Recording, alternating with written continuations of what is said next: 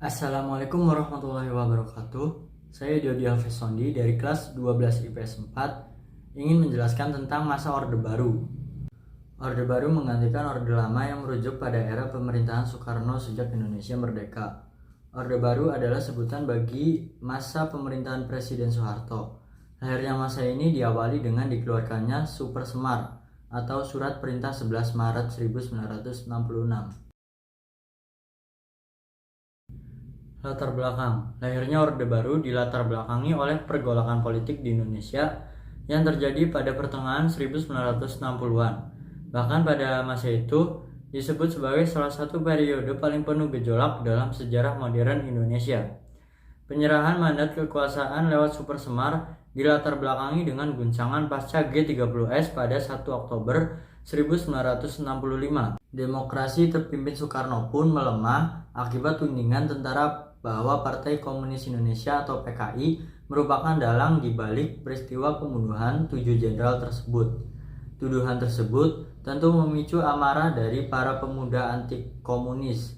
Akhir Oktober 1965, para mahasiswa membentuk Kesatuan Aksi Mahasiswa Indonesia atau KAMI dengan dilindungi oleh para tentara Angkatan Darat. Kelompok ini dibuat untuk memprotes Soekarno yang enggan bertindak apa-apa terkait peristiwa G30S.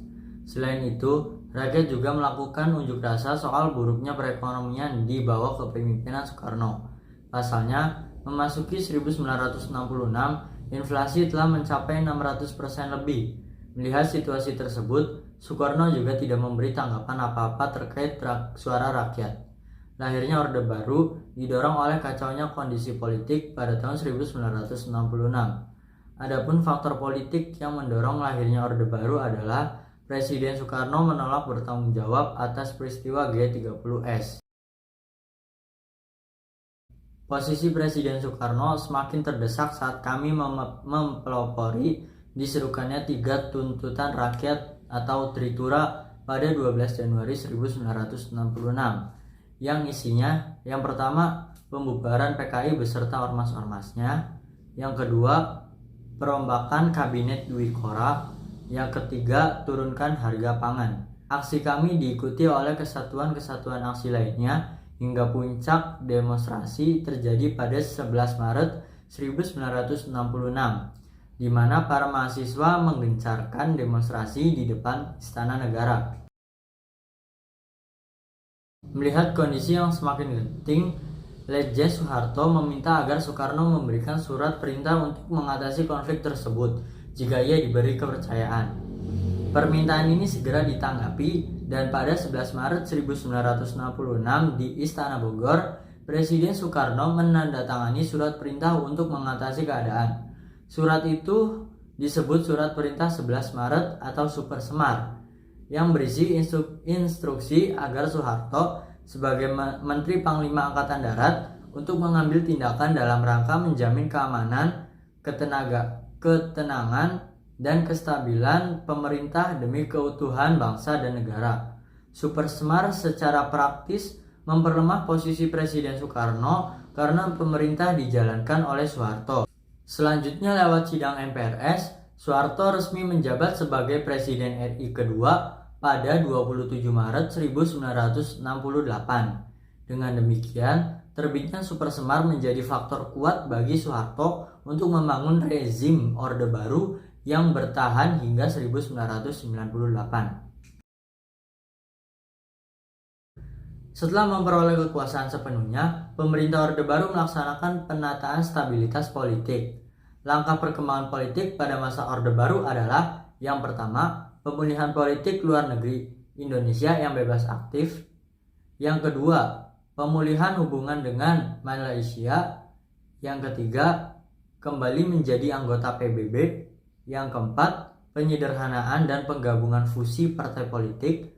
Yang kelima, pemilihan umum. Yang keenam, pedoman penghayatan dan pengalaman Pancasila. Dan yang ketujuh, dui fungsi ABRI. Politik luar negeri Indonesia yang bebas aktif kembali dipulihkan dengan dikeluarkannya sejumlah ketetapan yang menjadi landasan politik luar negeri Indonesia. Di antaranya adalah Ketetapan NPRS nomor 12 MPRS tahun 1966, Kebijaksanaan Politik Luar Negeri Republik Indonesia yang Bebas Aktif. Pemulihan hubungan Indonesia dengan Malaysia dimulai dengan diadakannya Perundingan Bangkok pada 29 Mei sampai dengan 1 Juni 1966 yang menghasilkan Perjanjian Bangkok. Selanjutnya, pada tanggal 11 Agustus 1966 ditandatangani Persetujuan Pemulihan Hubungan Indonesia-Malaysia di Jakarta. Persetujuan ini ditandatangani oleh Adam Malik dari Indonesia dan Tun Abdul Razak dari Malaysia.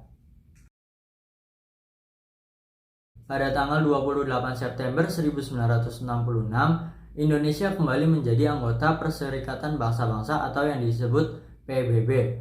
Keputusan untuk kembali menjadi anggota PBB dikarenakan pemerintah menyadari banyak manfaat yang diperoleh Indonesia selama menjadi anggota. Kembalinya Indonesia menjadi anggota PBB disambut baik oleh PBB.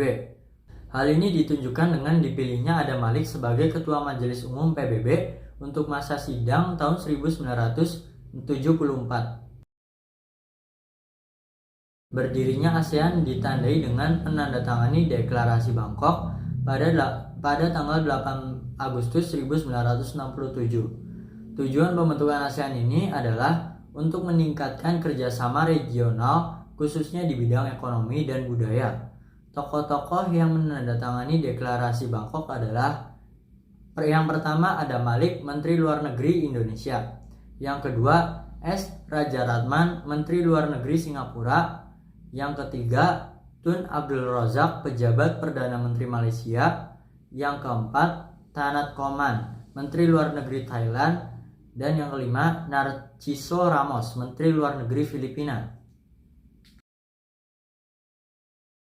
Pada masa Orde Baru, pemerintah melakukan penyederhanaan dan penggabungan fusi partai-partai politik menjadi 3 kekuatan sosial politik. Penggabungan partai-partai politik tersebut tidak didasarkan pada kesamaan ideologi, tetapi lebih atas persamaan program. 3 kekuatan sosial politik itu adalah sebagai berikut. Yang pertama, Partai Persatuan Pembangunan atau PPP yang merupakan gabungan dari NU, Permusi, PSII, dan PERTI. Yang kedua, Partai Demokrasi Indonesia atau PDI yang merupakan gabungan dari PNI, Partai Katolik, Partai Murbah, IPKI, dan Parkindo. Yang ketiga, Golongan Karya atau Golkar. Penyederhanaan partai-partai politik ini didasari oleh alasan-alasan tertentu, seperti kasus pada masa demokrasi parlementer. Banyaknya partai politik pada masa itu justru menghambat pembangunan.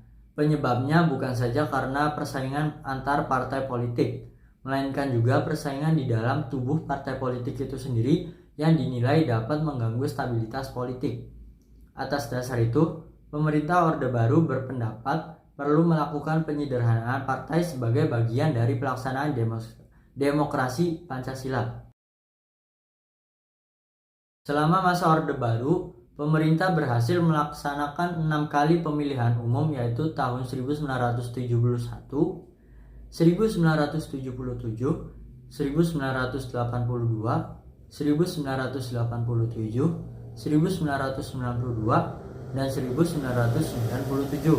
Dalam setiap pemilu yang diselenggarakan selama masa pemerintahan Orde Baru, Golkar selalu memperoleh mayoritas suara dan memenangkan pemilu.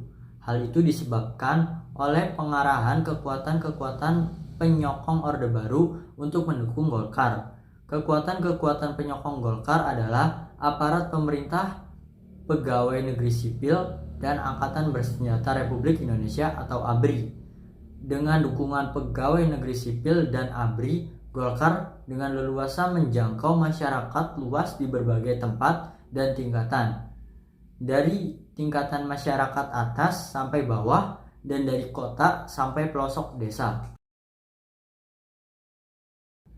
Pada tanggal 12 April 1976, Presiden Soeharto mengemukakan gagasan mengenai pedoman untuk menghayati dan mengamalkan Pancasila.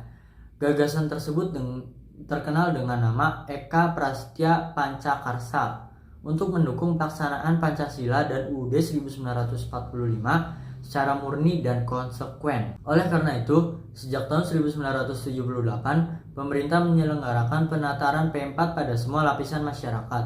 Penataran P4 ini bertujuan untuk membentuk pemahaman yang sama terhadap Pancasila dan Undang-Undang Dasar 1945. Pegawai negeri sipil, baik sipil maupun militer, diharuskan mengikuti penataran P4. Kemudian para pelajar, mulai dari sekolah menengah sampai perguruan tinggi juga diharuskan mengikuti penataran P4 yang dilakukan pada setiap awal tahun ajaran baru.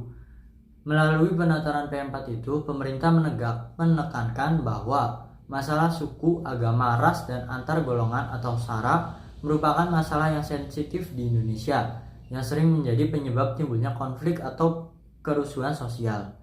Oleh karena itu, masyarakat tidak boleh mempermasalahkan hal-hal yang berkaitan dengan SARA. Dengan demikian, diharapkan persatuan dan kesatuan nasional dapat terpelihara. Yang terakhir, dui fungsi ABRI. Dui fungsi ABRI maksudnya adalah bahwa ABRI memiliki dua fungsi, yaitu fungsi sebagai pusat kekuatan militer yang melindungi segenap bangsa Indonesia dan fungsi sebagai kekuatan sosial yang secara aktif melaksanakan kegiatan-kegiatan pembangunan nasional. Dengan peran ganda ini, ABRI diizinkan untuk memegang jabatan dalam pemerintahan, termasuk wali kota, pemerintahan provinsi, duta besar, dan jabatan lainnya. Setelah berakhirnya masa kepemimpinan Orde Baru, dui fungsi ABRI mulai dihapuskan. Sekian dari saya, kurang lebihnya mohon maaf. Wabillahi taufiq wal hidayah. Wassalamualaikum warahmatullahi wabarakatuh.